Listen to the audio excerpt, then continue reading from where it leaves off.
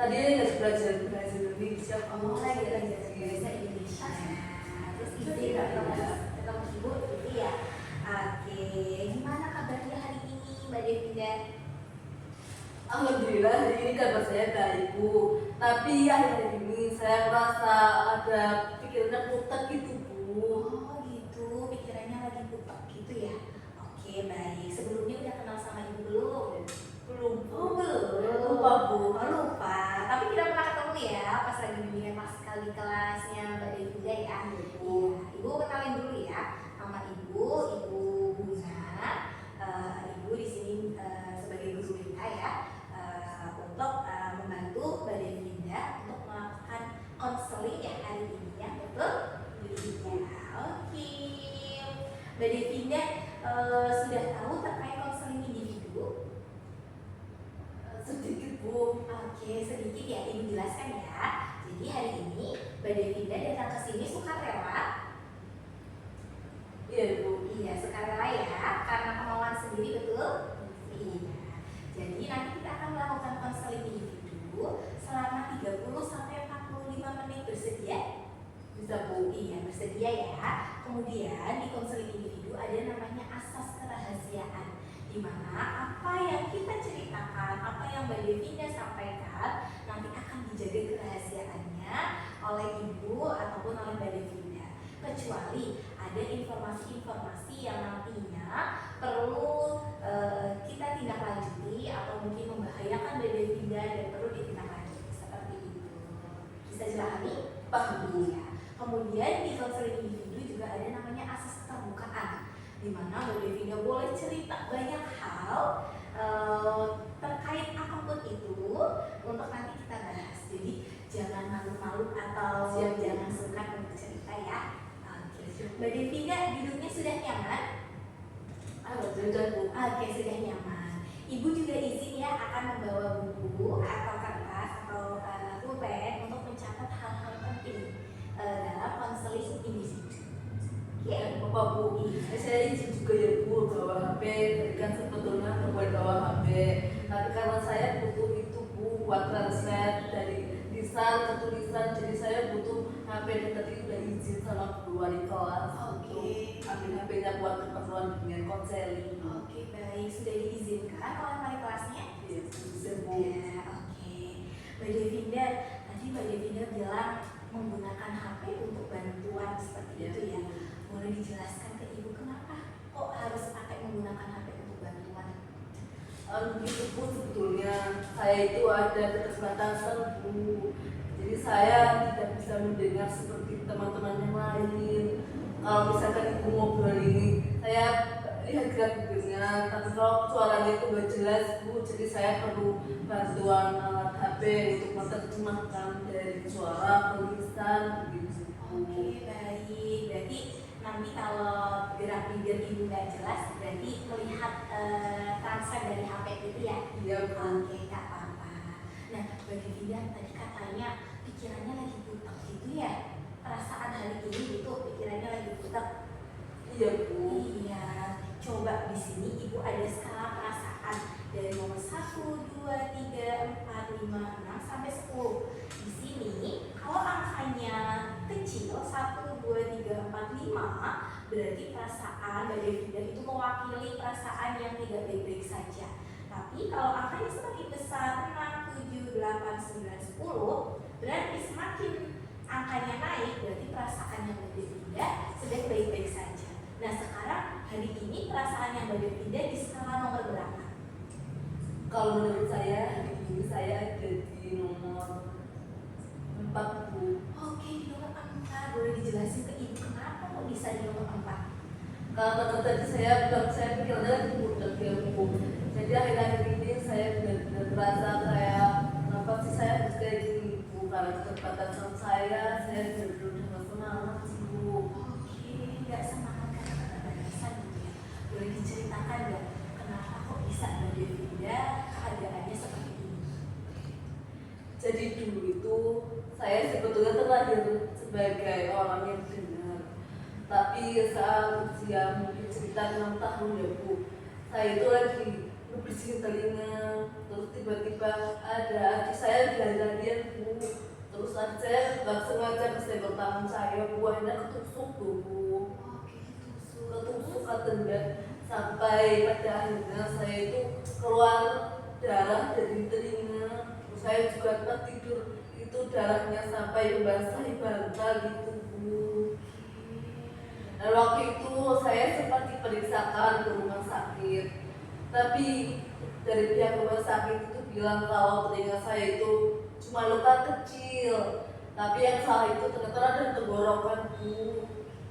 Jadi saya juga suaranya saya itu aneh dan berbeda sama teman-teman yang lainnya.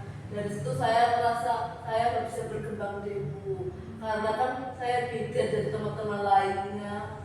Teman-teman lainnya itu bisa mendengar tanpa bantuan kayak saya Bu. Terus teman-teman lainnya bisa bersuara dengan jelas, tapi saya nggak bisa Bu kayak mereka. Oke, Ibu paham ya posisi kamu. Pasti sangat berat menghadapi hal seperti itu. Nah, itu dimulai di umur berapa, Mbak Devina? Kalau nggak salah umur 6 tahun waktu 6 tahun waktu itu belum langsung nggak dengar gitu Bu. Kedengarannya perlahan turun sampai di sini di usia saya yang ke 14 tahun di SMP ya Bu. Saya benar-benar udah nggak bisa dengar apapun Bu. Jadi betul-betul mengandalkan gerak bibir Ibu juga buat memahami apa yang dikatakan oleh orang-orang. Oke, baik. Kalau diingat-ingat ya, gimana sih perasaannya saat itu yang awalnya Mbak Devina bisa dengar, sekarang tiba-tiba harus menghadapi keadaan seperti ini? Yang pertama sedih ya Bu, kayak kenapa sih saya nggak seperti yang lain. Yang kedua minder Bu. Minder, sedih gitu ya. Wah, pasti berat ya melakukan kegiatan sehari-hari dengan keterbatasan seperti itu. Nah, kalau Mbak Devina menjalani keseharian itu bagaimana? Kalau saya di rumah biasanya pulang sekolah ya Bu, biasanya nonton TV sih. Setelah itu tiduran seharian Tidur. ya Bu. Oke, kalau di sekolahan bagaimana kegiatannya? Nah kalau di sekolah sebetulnya saya seperti teman-teman yang lainnya, cuma nggak ada yang mau berteman Bu. Soalnya kan kalau saya ngobrol sama teman-teman itu kan saya nggak dengar, dan mungkin teman-teman juga kesel gitu Bu. Oke. Nah, kalau teman-teman atau guru-guru sudah tahu terkait kondisi Mbak Devina? Belum. Oke, berarti Mbak Devina Teman-teman belum, terus guru-guru juga belum Bu. Oke, berarti belum mengatakan yang sebenarnya terkait kondisi Mbak Devina ya? Gitu, oke. Nah, kalau di rumah komunikasinya bagaimana dengan keluarga? Kalau di keluarga sih, yang keluarga kecil ya, kalau komunikasinya sih pakai gerak bibir Bu, yang penting jelas.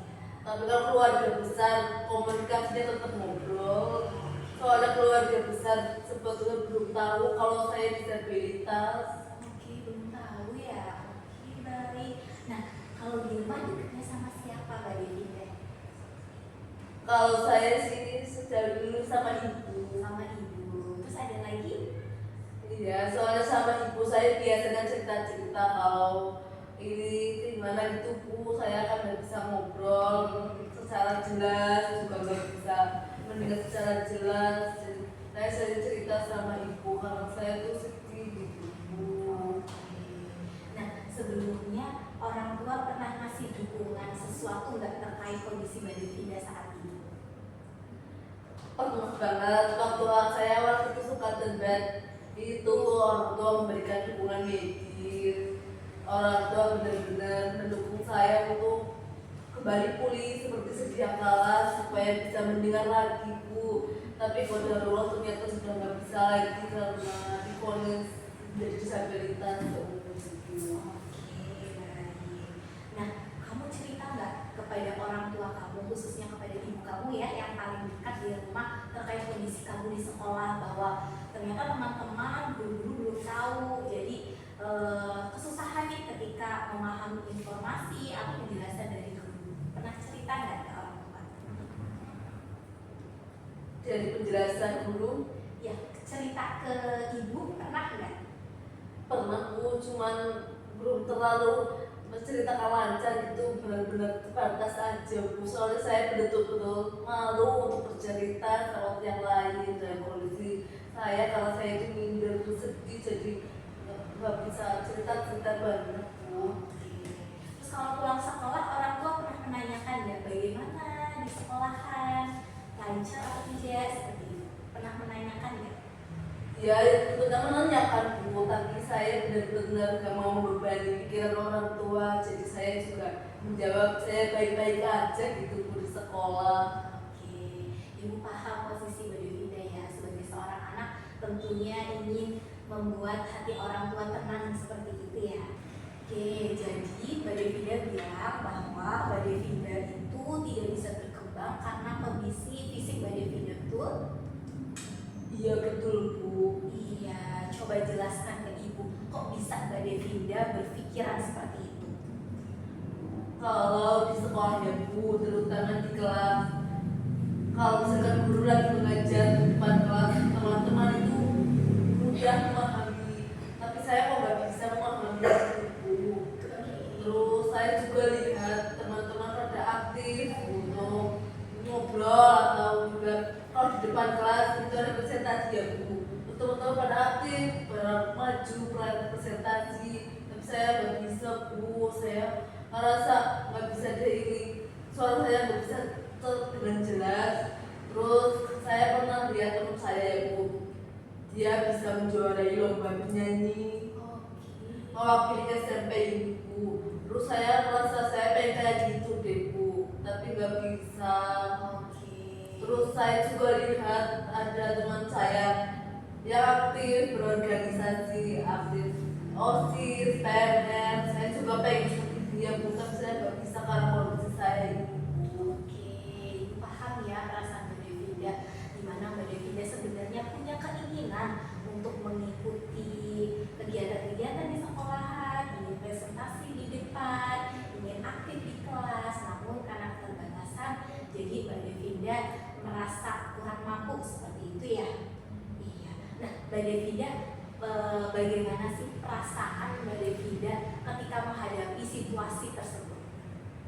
Pertama sedih banget Bu, karena saya bisa kayak gitu Bu, terus minder, insecure juga Bu, sama teman-teman saya bisa kayak gitu, bener-bener udah insecure, minder semuanya Bu.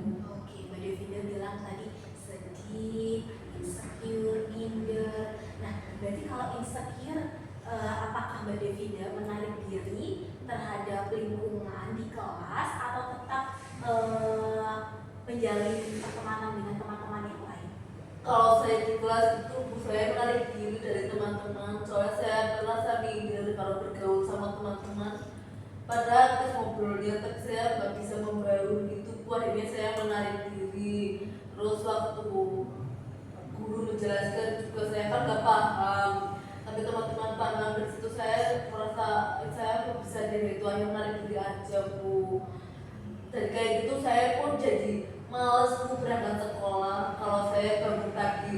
Terus ternyata hari ini sekolah ya, saya itu benar-benar sedih, males, jadi nggak niat untuk berangkat sekolah lagi Bu. Oke, baik. Berarti dampaknya besar juga ya untuk Mbak Devinda gitu. Nah, Mbak Devinda di sekolahan ikut ekstrakurikuler tidak?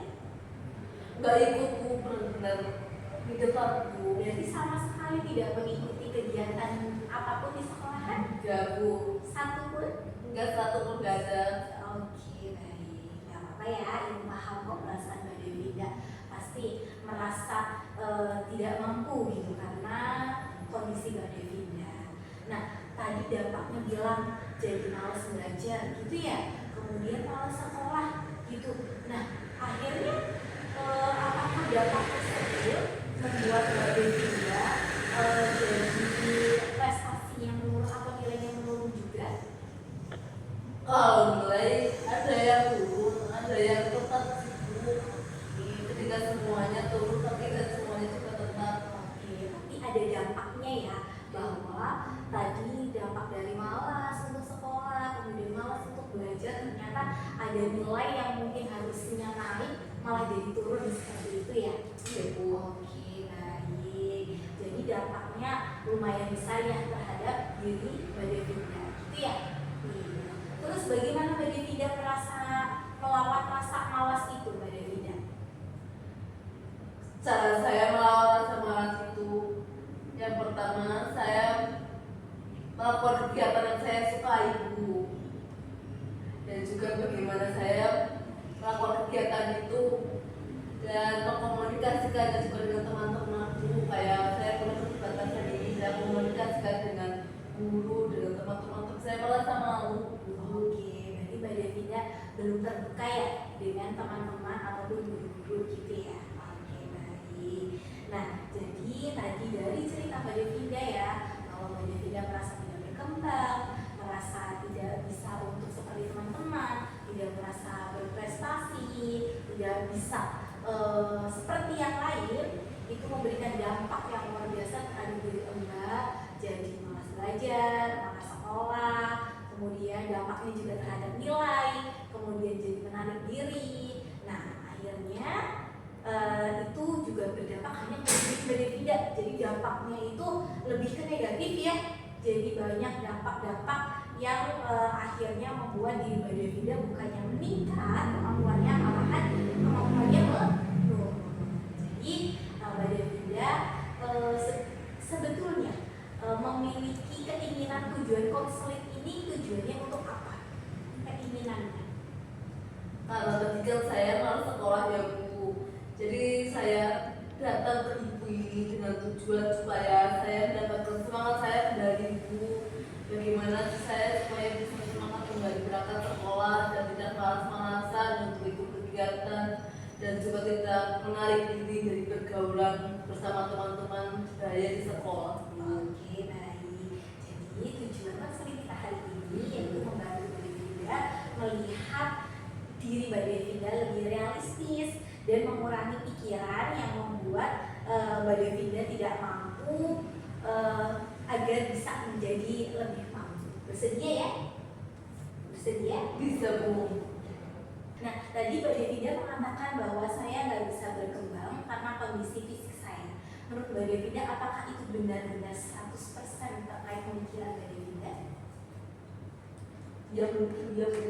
Oke, nah menurut Mbak Devinda, apakah semua orang yang memiliki keterbatasan fisik pasti gagal untuk berkembang? Enggak juga Bu. Nah, Mbak Devinda pernah nggak melihat orang yang memiliki keterbatasan fisik tapi punya prestasi? Ada Bu. Oke, coba sebutkan contohnya apa? Kalau saya lihat di berita itu ada yang namanya Putri Ariani ya Bu. Terus atlet-atlet paralimpik juga pada berkembang semuanya Bu. Iya, berarti di balik keterbatasan mereka bisa berprestasi ya? Ayo Bu. Iya. Nah, kalau begitu, apakah pikiran saya nggak bisa berkembang itu benar 100%? Tidak Bu. Nah, kadang-kadang pemikiran kita yang kita berpikir bahwa saya nggak bisa berkembang itu muncul karena rasa takut dari diri kita. Nah, sekarang ibu tanya lagi, apakah berkembang itu harus sama seperti teman-teman yang lain? Udah juga sih Bu. Oke, nah kalau jalan hidup berbeda, apakah otomatis kamu itu gagal? Udah harus Bu. Nah, selanjutnya, apa yang membuat kamu sering merasa harus sama seperti orang lain? Enggak Bu. Iya. Apa yang membuat kamu merasa harus sama seperti orang lain? Enggak juga Bu. Iya. Mungkin prestasinya kamu melihat teman-temanmu itu dilihat apanya? Kok kamu membandingkan dirimu dengan orang lain? Kalau aku lihat prestasi mereka Bu, kayak misalkan Cici itu bisa lomba menyanyi, tapi saya kayak pengen tapi saya nggak bisa Bu. Atau Cici itu aktif berorganisasi selama di OSIS, PMR. Saya juga pengen aktif seperti mereka, tapi saya nggak bisa bukan keterbatasan saya ini Bu. Jadi benar-benar prestasi mereka yang saya lihat. Oke, nah sekarang coba kita lihat ya bahwa Mbak Devinda itu membandingkan diri Mbak Devinda dengan prestasi teman-teman, tapi Mbak Devinda membandingkan diri Mbak Devinda terkait kekurangannya, ya kan? Iya betul. Iya. Nah, jadi kalau seandainya Mbak Devinda punya teman di posisi Mbak Devinda, apa yang akan Mbak Devinda katakan ke teman? Kamu harus bisa berkembang seperti yang lainnya. Nah, Mbak Devinda aja bisa ya mengatakan itu kepada teman-teman Mbak Devinda. Jadi Mbak Devinda juga harus bisa mengatakan itu kepada diri Mbak Devinda sendiri. Nah, tidak apa-apa walaupun sekarang belum bisa untuk mengatakan kepada diri sendiri, kita akan perlahan-lahan mengubah hal tersebut. Sudah siap? Nah, sekarang kita coba mengganti tadi kalimat saya nggak bisa berkembang, coba kita ganti menjadi kalimat yang lebih positif atau lebih rasional. Kira-kira diganti menjadi kalimat seperti apa? Saya bisa berkembang seperti yang lain, tapi mungkin caranya berbeda. Oke, ada lagi coba pakai kalimat yang lain. Saya punya potensi yang berbeda dari yang lain, dan tapi saya bisa berkembang seperti yang lain. Oke, gimana perasaan kamu saat mengatakan hal itu? Kelebihan saya Bu, Perasaannya ketika mengatakan hal itu bagaimana? alhamdulillah hari ini lebih lega sih Bu. Oke, berarti sudah lebih lega ya ketika mengatakan hal itu. Nah, coba kita latih ya kebiasaan hal itu untuk bisa dilakukan setiap harinya. Nah, Ibu mau tanya, Mbak Devinda suka melakukan hal apa atau kebiasaan-kebiasaan yang Mbak Devinda bisa dilakukan ketika waktu luang? Sejauh ini saya suka mendesain Bu. Oke, desain, ada lagi. Menulis cerpen atau cerita pendek saya suka sekali Bu. Oke, menulis cerita pendek.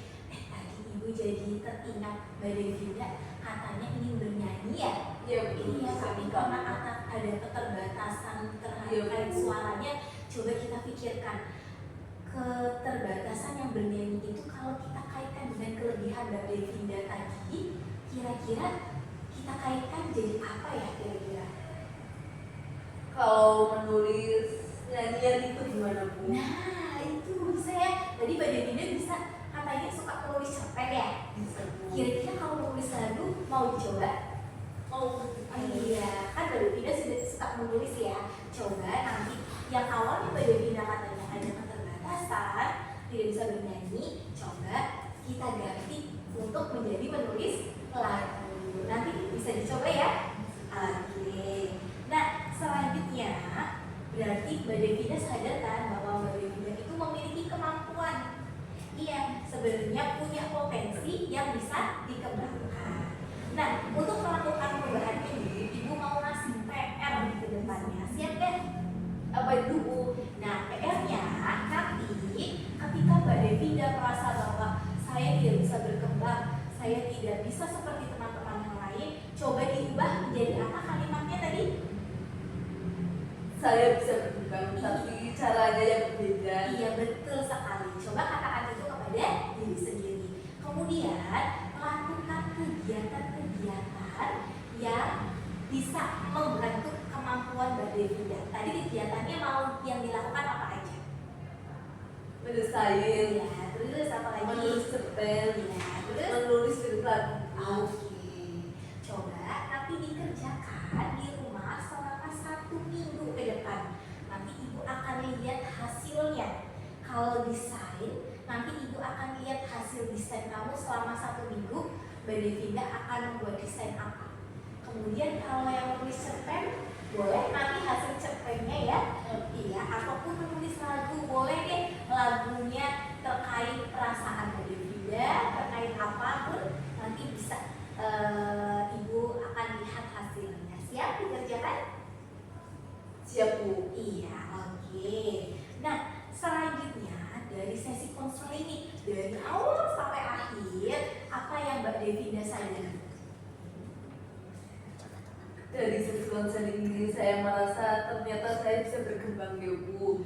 Jadi ternyata itu hanya pengaruh pikiran saya Bu, bukan karena saya tidak mampu, tapi karena pikiran saya yang terus terus-menerus menyeret saya ke arah yang negatif. Akhirnya saya merasa saya nggak bisa apa-apa, padahal masih banyak potensi yang bisa digali dari itu. Salah satunya saya bisa mencoba untuk menulis lirik lagu seperti apa yang Bu Bunga sarankan. Oke, betul sekali. Dan sekarang Mbak Devina tahu ya bahwa keterbatasan itu bukan berarti tidak punya masa depan. Dan jangan lupa tugasnya dikerjakan. Dan menurut Ibu, kira-kira kedepannya untuk mempermudah komunikasi apalagi yang di sekolahan, kira-kira Mbak Devina mau melakukan apa ya? Kira-kira kalau di sekolahan biar nanti semua aktivitas ataupun kegiatan yang Mbak Devina lakukan itu berjalan dengan lancar. Saya mau mengkomunikasikan dengan guru dan juga teman-teman saya, Bu. Oke, berarti Mbak Devina siap untuk terbuka kepada guru-guru dan teman-teman? Insya Allah siap, Bu. Oke, jadi ketika Mbak Devina mau terbuka dengan lingkungan sekitar, jadi nanti teman-teman bisa membantu, bisa memahami kondisi Mbak Devina. Jadi ketika ada kesulitan, mereka bisa membantu. Seperti itu ya? Siap, Bu. Iya. Oke, baik. Sebelum Ibu tutup sesi konselingnya, ada yang mau ditanyakan lagi? Tadi kan tugasnya, Bu. Nanti dikirimnya gimana, Bu? Oke, jadi nanti kita sepakat ya, kita akan ketemu 1 minggu lagi. Ini kan hari Senin ya, kita ketemu Senin minggu depan lagi siap? Oh, yang depan boleh, Iya. boleh. Iya. Oke. Kita ketemu 1 minggu lagi di hari Senin minggu depan. Kemudian membawa tugasnya. Tadi tugasnya yang harus dibawa apa aja? Hasilnya? Kemudian Iya. Kemudian desain. menulis lagu, Iya. Kemudian desain, iya. Kemudian apa lagi? lalu komunikasikan sama guru. Iya, oke, betul sekali. Nanti coba ya untuk minggu depan semua PR-nya dibawa ya. Nanti kita lihat sebisanya saja selama 1 minggu dikerjakan semampunya saja. Kalau memang ada yang Ibu desain saya belum selesai karena saya ternyata lebih suka menulis lagu seperti itu, atau saya lebih suka menulis cerpen, nggak apa-apa, dibawa aja hasilnya. Nah, saya nanti kita ketemu lagi. Kira-kira mau ketemu jam berapa? Kayaknya jam 9 gimana, Bu? Ibu bisa? Jam 9. Iya, Oke, jam 9 sebentar. Jam 9 hari Senin. Berarti setelah istirahat. Oke, setelah istirahat nanti kita ketemu lagi ya. Oke, kemudian jangan lupa nanti izin juga ke wali kelas atau guru mata pelajaran setelah jam istirahat. Karena nanti takutnya kita ketika melakukan konseling itu melebihi waktu istirahat. Jadinya nanti silakan Mbak Devina konfirmasi kepada guru mata pelajaran selanjutnya untuk izin bahwa akan melakukan konseling dengan Ibu. Nanti juga Ibu akan komunikasi dengan guru pelajaran selanjutnya. Berarti hari Senin minggu depan setelah jam 9 pelajaran apa? Mungkin bahasa Inggris, Bu. Oke, bahasa Inggris ya. Nanti Ibu akan bilang ya ke guru bahasa Inggrisnya untuk minggu depan kita akan mengambil jam bahasa Inggris untuk melakukan sesi konselingnya. Sudah dipahami? Oke, baik. Mbak Devina, setelah melakukan sesi konseling tadi, katanya tadi di awal saya skala perasaannya di nomor 4 ya. Kalau sekarang skala perasaannya udah di nomor berapa? Kalau sekarang alhamdulillah saya ada di nomor 9, Bu. Oke, baik, di nomor 9 kenapa? Coba jelasin ke Ibu. Kok bisa berubah dari nomor 4 ke nomor 9? Kalau tadi kan konsultasi sama ibu, saya ngerasa terbuka pikiran saya, ternyata itu cuma pikiran negatif saya, Bu. Terus saya merasa lega dan juga pikiran saya sudah tercerahkan gitu, Bu. Saya jadi lebih semangat untuk berangkat sekolah, dan nanti saya juga akan mencoba untuk berkomunikasi dengan guru-guru tentang keterbatasan saya, dan juga saya berkomunikasi sama teman-teman saya. Harapannya mereka juga mengerti dan juga saya menjadi semangat lagi untuk berangkat sekolah, Bu. Oke, bagus sekali. Berarti tadi pikiran muteknya sudah lebih berkurang. Iya, Bu. Iya, oke, baik. Selanjutnya jangan lupa tugasnya dikerjakan ya. Kita ketemu lagi untuk pertemuan selanjutnya. Selanjutnya untuk penutup, Ibu akan memberikan semangat atau kata-kata untuk Mbak Devina ya, bahwa di balik keterbatasanmu itu ada sebuah keistimewaan. Jadi jangan fokus jangan hanya fokus terhadap keterbatasan, tapi lihat juga terkait potensi atau kelebihan dalam diri kamu. Seperti itu. Ya. Terima kasih ya Bu Bunga sudah mendengarkan cerita-cerita saya. Saya benar-benar merasa didengarkan semua Ibu Bunga. Terus saya juga mendapatkan solusi, mendapatkan semangat juga. Semoga saya bisa seperti yang Bu katakan, saya bisa semangat menjalani hidup dan juga berangkat sekolah setiap hari Bu. Oke, baik. Ibu tunggu ya prestasi kamu, Ibu tunggu hasil dari kerja kamu. Terus kemudian semoga nanti aktivitas kedepannya bisa berjalan dengan lancar. Tetap semangat, jangan menyerah, bahwa semuanya bisa berkembang di balik keterbatasan kamu. Seperti itu ya. Nanti jangan lupa HP-nya dikembalikan ke wali kelasnya ya.